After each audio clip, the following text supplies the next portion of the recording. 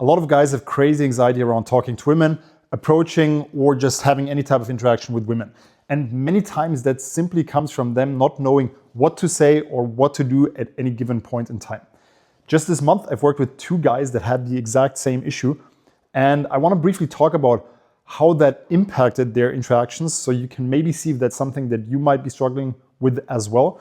And then I want to give you a structure. And I don't want to give you a structure to cling onto by any means, but the structure instead should just give you a framework, something that you can fall back on whenever needed. You don't have to stick to it, but you can rely on it whenever you need to. So it's kind of like a crutch that you can use, but you can also not use it whenever there's something better.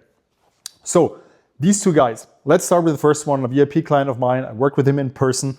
And what I noticed is that whenever he would approach a girl, the first 15 to 30 seconds would usually look pretty good. But then he started to look a bit lost. So girls would usually excuse themselves politely and walk away, or they would just end the interaction, or sometimes even just abruptly walk away. And the reason was that he just seemed lost. It's like he started the interaction and then it almost felt like he didn't even really know why he was there, or what he wanted, or what he should say, or what he was supposed to say, or what he could ask. So he just seemed lost, and the girls got confused, so they walked away. Once we changed that and he started using a structure and started knowing what to say, how to move the interaction forward, how to transition from that initial approach to a proper conversation, all of that dissipated, and all of a sudden he was able to have these proper conversations. Second guy is a guy I just started working with last week, super interesting guy. Now this guy is already pretty good at starting interactions and he's having quite a few of them, but the problem is that these interactions don't go anywhere. And the reason is that he doesn't have a structure. So he somehow starts the interaction and somehow chit-chats with the girls, but that's where it ends.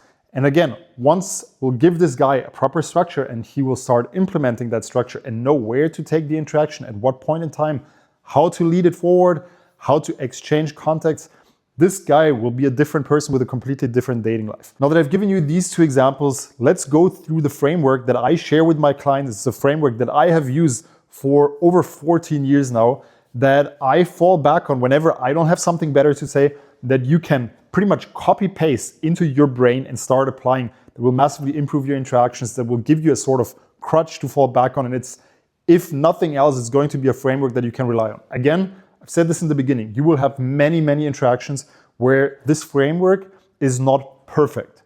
You don't have to rely on it, you don't have to use on it, but you can always fall back on it whenever there's nothing better to say, whenever there's nothing that feels more natural, then you fall back on the framework.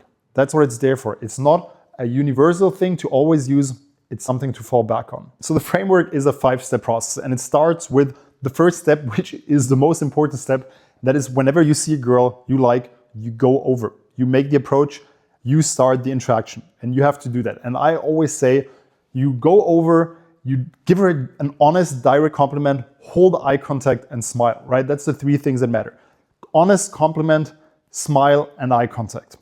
Once you've done that, the next step, and this step is crucial, that is the second step, it's its own step. Without this step, I can pretty much guarantee for most people the interaction is not going to go anywhere. The second step, after walking over, giving her a compliment, the next step is going to be introducing yourself. Saying, hey, my name is Niels, or whatever your name is. What's your name, right? Introduce yourself and do the physical handshake. I know sometimes it feels weird, but do it. This is pretty much the moment the interaction becomes real, when it's, oh, okay, now we're actually meeting one another. It's not just some dude who gave me a compliment, it's some dude who wants to meet me, right? That's the magic that so many people forget. As long as you don't do the introduction, you don't do the handshake, it's not really a getting to know interaction. And yes, I know some people are going to say, yeah, you don't need to do it. You can also not do it. Yes, again, this is just a framework, but I can pretty much guarantee for the vast majority of people, if you do the introduction, your interactions will become a lot better. Step 3, you've now gone over, you've started the interaction, you've introduced yourself with a handshake. The next thing you're going to do is you're going to figure out what the situation is. What are you dealing with? How much time do you have? What is the situation? So what I like to say is something along the lines of, what am I interrupting you in, right? I will try to understand her situation. Is she in a rush? Does she have to be somewhere? Is she just hanging out? Is she just spending the day by herself, right? Understand her situation, because that will determine how to proceed. If you notice that she's in a rush, if she's telling you, well, I'm just on my way to the train, I have to get to work, and you only have a minute or two, of course, you will proceed in a completely different way, and you will just exchange context and tell her that you want to meet her, and then you will have to proceed via text message. But if she's by herself, and for example, she's a tourist, she's just walking around exploring the city, if you have time as well, you can leverage that and potentially suggest later on that, well, why not go for a coffee together or walk around together? Now, in the vast majority of cases, girls will either be in a rush or at least they're going somewhere, so they might have a couple minutes, but they will not have an hour of time. That will be your completely typical scenario. So once you know this, proceed to step 4. And step 4 is the getting to know each other phase. It's the phase where you share a little bit about yourself and you find out who the girl is, right? I feel a lot of men try to skip this. Their idea is, well, I'm gonna approach the girl and the goal is to get the number. No, the goal of the approach should be to get to know the girl. Figure out if you would actually want to spend time with her, go on a date with her, and also give her the chance to see who you are. The idea here is, imagine that girl leaves the interaction. She's gonna talk to her best friend in the chat. She's gonna be, hey, I just got approached by a guy. And attractive women get approached all the time. So the friend is going to say something along the lines of, oh my God, was it another creepy dude? Or, oh my God, what happened, right? You want the girl to be able to say a little bit something about you. Ideally, she will tell her friend, oh no, it was a cute guy. He's pretty cool. He's doing X, Y, Z, right? That would be the ideal scenario where she tells her best friends some cool fact that she found out about you and tells her that she was actually into you, right? Tells her friends about you in a positive way. And in order for her to be able to do that, you need to put her in a position to do that. So in this 4th phase, the way you're going to do it is you're going to ask questions about her. What do you do? Are you from XYZ city? What's your plans this weekend, right? It can't just be normal questions, but get to know her. And once she's done speaking, you share about yourself. You share the same things about yourself. You can just tell her, well, I'm actually visiting the city myself, or I recently moved here, right? Just share something about yourself. And the important thing here is don't make this a Q&A session where you just ask questions, she gives you an answer, and then you ask the next question. It should feel like a natural interaction. You ask a question, she shares something, and then you either add on to that or you share your own story. And whenever you feel like it's becoming too much of a Q&A thing, what I like to do is I just make statements about them. Instead of asking a question like, are you from XYZ city? I might say, hey, you don't look like you're from here. So you make a statement, an assumption, right? And let them fill in. I've made a video just on this topic. Actually, I'm gonna link it here just for completeness. But this is the 4th step. And this phase should take anywhere from 2 to 15 minutes, right? Getting to know each other. There's no end to this, right? You can just move this into a proper date actually and properly getting to know each other. But in any case, it should take around 2 to 10 minutes.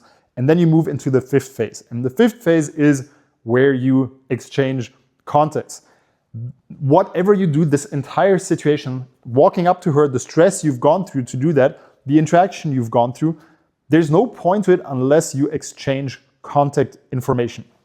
Now, what you need to understand is that most interactions, you will feel a little bit of hesitance doing it. You will have the same feeling that you had before approaching her, simply because when you approached her, there was a risk of her rejecting you. When you ask for the contact, there's a risk of her rejecting you again, right? So it's normal that you feel the same feeling. It's completely normal.